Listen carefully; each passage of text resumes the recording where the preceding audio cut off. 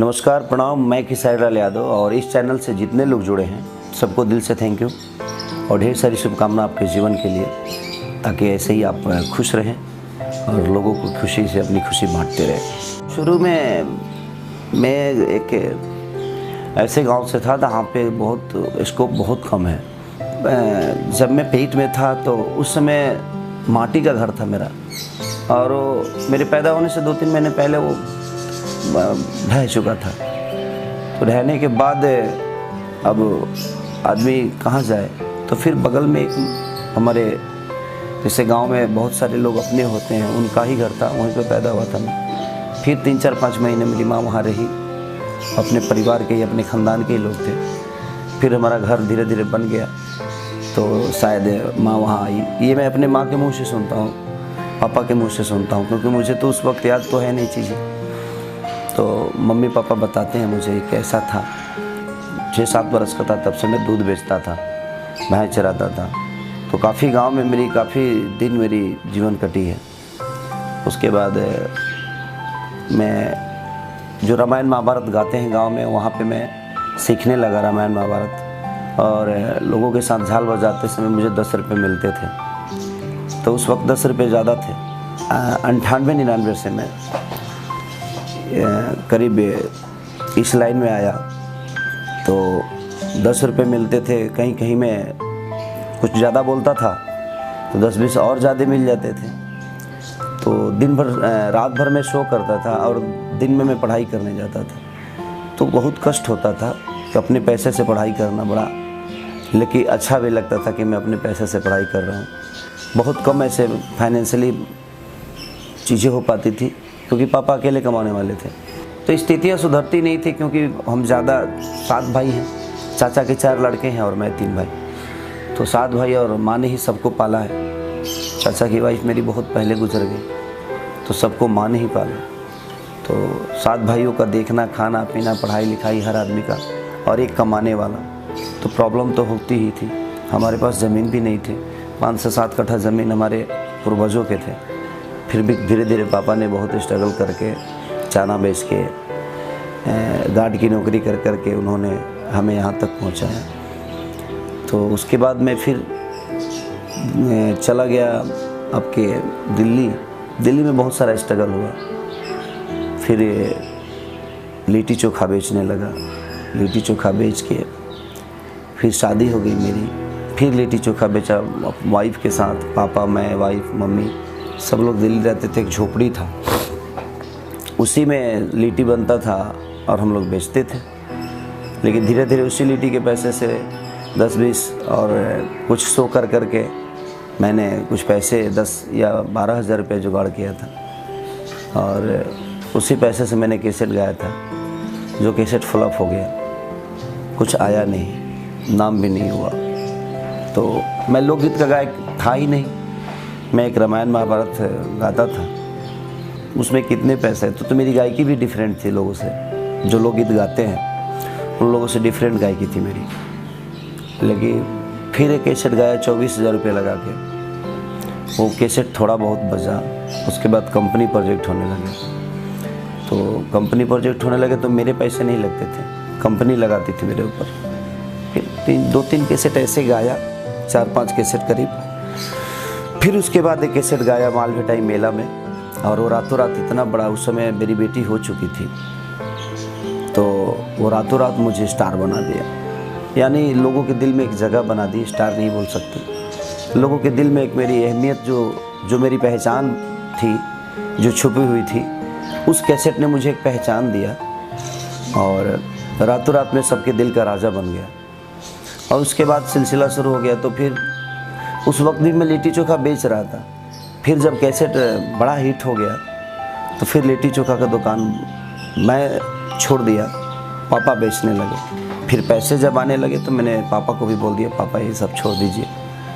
तो पापा ने भी छोड़ दिया, और फिर हर चीज़ अपने जिम्मेदारी पे मैं ले लिया। तो स्ट्रगल पीरियड, जब मैं कैसेट भी गाता था तो उस समय स्ट्रगल पीरियड मेरी बहुत बड़ी होती थी। धूप में जाना, साइकिल चला के कैसेट का प्रचार करना। आजकल कैसेट के प्रचार नहीं हो पाते हैं। आजकल तो यूट्यूब का एक दौर है कि आप कुछ भी गाइए, कुछ भी करिए, आप यूट्यूब पे डाल दीजिए, आपकी चीज़ें लोगों तक पहुंच जाती है। लेकिन पहले ऐसा नहीं था, पहले पहुंचाना पड़ता था। उस समय सेल्समैन बन के नहीं, एकदम पुअर बन के आपको जाना पड़ता था, एक लाचार आदमी बन के जाना पड़ता था। फिर भी लोग नहीं रखते थे कैसेट, पोस्टर चिपकाने पे पोस्टर फाड़ देते थे सब, गाली गलौज भी होती थी। तो बर्दाश्त तो करना पड़ता था, क्योंकि आपको एक अपनी दुनिया में छवि बिखेरनी है, तो कहीं ना कहीं आपको चीज़ें बर्दाश्त करनी पड़ेगी। और उस समय माँ बहन की गाली भी सुननी पड़ती थी। तो मैं खुद ही 12-2 बजे रात को कहीं अगर साउंड सुनता था कि हाँ यहाँ पे शादी ब्याह है, तो वहाँ पे ऑर्केस्ट्रा है, जो लड़कियाँ नाचती थी कलकत्ता से आकर, तो वहाँ पे डीजे बजता था, तो वहाँ पे कैसेट लेकर मैं जाता था, उनको 10-20 देता बिता के, प्लीज़ मेरा भी कैसेट बजाइए, मेरा भी गाना बजाइए, ताकि लोग मुझे जाने कि मैं भी कुछ कोई आदमी हूँ। तो उस टाइप से बहुत स्ट्रगल, रात रात भर घूमना भागना। तो उस बीच में सपोर्ट किसी का नहीं था। और फिर मैं दिल्ली से कैसेट गा गा के कम से कम 12-13 कैसेट मेरी सुपर डुपर हिट हुए। फिर मेरा एक सिनेमा, एक आलोक सिंह है जो कि पहला सिनेमा मुझे लेकर बनाए, बलिया के रहने वाले। तो पहला सिनेमा वो मुझे लेकर बनाए, साजन चले ससुराल, और फिर मानसू जी उसके डायरेक्टर थे, स्मृति सिन्हा हीरोइन थी। तो वो सिनेमा मेरा बनने के बाद मुझे उस समय कुछ पता नहीं था, मैं डांस भी सीखा नहीं था, डांस सीखा आज भी नहीं हूँ, लेकिन देख देख के आज कुछ कर लेता हूँ। उस समय मैं 4 से 5 दिन फाइट सीखा था, और उसके बाद सिलसिला शुरू हुआ तो मैं महाड़ा में रहने लगा। हमारे एक दोस्त थे, बड़े भाई की तरह है, विकास सिंह बीरप्पन, जिन्होंने मुझे 2-3 महीने अपने घर पे रखा, और बहुत सारी चीज़ों पे काम करना था उस समय। ऑडियो भी मैं नहीं छोड़ना चाहता था कि नहीं ऑडियो नहीं छोड़ूंगा, मैं गाऊंगा। तो आज तक मैं ऑडियो गाता हूँ, हर सीज़न में 25, 30, 40 गाने गाता हूँ मैं, और लोकगीत गाते रहता हूँ। तो उस वक्त अकेले रहता था, खाना बनाना, कभी कभी खाना बना भी नहीं पाता था, तो मैं मार्केट से खाना खरीद लेता था। तो उस वक्त पैसे आ गए थे मेरे पास ताकि मैं कुछ खरीद सकूं। तो धीरे धीरे वही चीज़ें, उसके बाद सिलसिला शुरू हुआ। तो लगातार मेरी 3 सिनेमा सिल्वर जुबली हुई, लगातार 50 डे कहीं कितना सप्ताह चल रहा है, तो हर जगह 50 डे होता था, कभी किसी 30 हॉल में, तो कभी 40 हॉल में। इस टाइप से सिनेमा मेरे चलने लगे, और लगातार 3 सिनेमा मेरा 50 डे हुआ। और उसके बाद जो भी किया सब अच्छे लेवल का सिनेमा किया मैंने, और आज यहाँ तक पहुँचा, आप सबके दिल में एक जगह बनाई।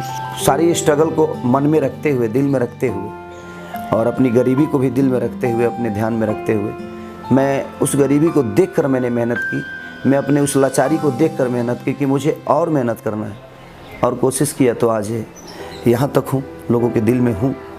और कोशिश हर दिन करता हूँ मैं, जे आज 10 जानते हैं तो कल मुझे 15 जाने, ताकि मेरा मेहनत हमेशा ऐसे ही बरकरार रहे। और कोशिश रहे कि आज मुझे 30 करोड़ जनता मोहब्बत करती है, 40 करोड़ करती है, कल मुझे 125 करोड़ जनता में प्यार और आशीर्वाद दे। तो कोशिश यही रहती है।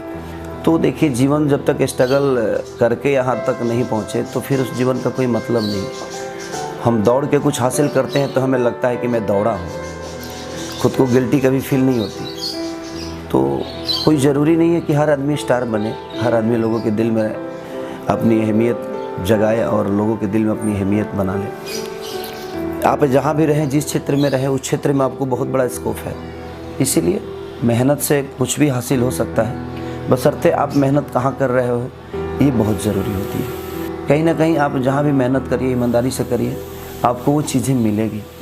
और मैं उसका एक मिसाल हूँ, क्योंकि मेरे पास ना गायकी थी, और ना ही कोई चेहरा था, और ना ही कोई पहचान थी, लेकिन उसके बावजूद भी मेहनत किए हम, अपने औकात से ज़्यादा मेहनत किया मैंने। तो मेरी वो लेवल नहीं थी, उसके बावजूद भी पैदल घूम घूम के, ट्रेन पे बैठ के, बस के ऊपर बैठ के बहुत सारी चीज़ें की, तो चीज़ें तो आ गई ना अपने पास। आज लोगों के दिल में एक जगह तो है ना। तो बस कोशिश करिए, मुश्किल नहीं है कुछ भी, अगर ठान लीजिए आपके अंदर वो अगर शक्ति है, आपका मंजिल तय है, तो आपको कोई रोक नहीं सकता, आप दुनिया के दिल में अपनी एक जगह बना सकते हैं। चलिए प्रणाम। इस चैनल पे जो स्टोरी मैंने आपको बताई अपने जीवन की, अगर आप 10 भी इसको फॉलो करें तो शायद आप 10 की जीवन बदल जाएगी। और इस चैनल पे बहुत सारे ऐसे लोगों से जीवन से जुड़ी हुई चीज़ें हैं जो आप सुने, ताकि हो सकता है जब आप फ्रस्ट्रेट हैं तो उस चीज़ों को कभी फ्रस्ट्रेट होकर कुछ गलत काम ना करें, ताकि आपके माँ बाप आपके पीछे हैं, आपकी परिवार है, पूरी फैमिली है। तो मेरे कहने का मतलब कि जीवन में बहुत कुछ स्ट्रगल होता है। स्ट्रगल से कभी भागिए मत, स्ट्रगल से घबराइए मत, क्योंकि स्ट्रगल आपके जीवन का वो हिस्सा है जो आप जिस दिन आपको कामयाबी मिलेगी तो आप दुनिया का एक एक्सप्रेशन बन सकते हैं। आप अगर आप स्ट्रगल करके नहीं आएंगे तो आपके जीवन में कुछ बताने के लिए नहीं रह जाता है। तो स्ट्रगल को हमेशा अपना ताकत बनाइए, ताकि आपके जीवन में आपके अपने बच्चों को भी बताने के लिए कुछ तो चीज़ें हो जो आप अपने बच्चों को बोल सके कि मेरे पास ये था बेटा, मैं कुछ नहीं था। तो जब स्ट्रगल करके आएंगे तो आपकी अपनी कहानी होगी, आपके अपने इतिहास होंगे। और इस कहानी को ज़रूर पढ़िए कि एक लिट्टी बेचने वाला, एक भैंस चराने वाला, एक दूध बेचने वाला आदमी यहाँ तक पहुँच सकता है। तो आपके पास तो आप कैपेबल हैं, आपके पास तो बहुत सारी आज सुविधाएं हैं। हम विदाउट सुविधाएं यहाँ तक पहुँचे थे, लेकिन आज तो बहुत सारा स्कोप है, बशर्ते हमें लगन से चीज़ें करनी है। तो आप लगन से चीज़ों को करिए। बस दिल से थैंक यू। इस चैनल को ढेर सारा प्यार दीजिए और अपने जीवन को कभी डिप्रेशन में लेके मत जाइए। कोशिश करिए कि आप दुनिया के इतिहास बने और उस इतिहास के पन्ना दुनिया पढ़े और कुछ सीख मिले आपसे। Thank you.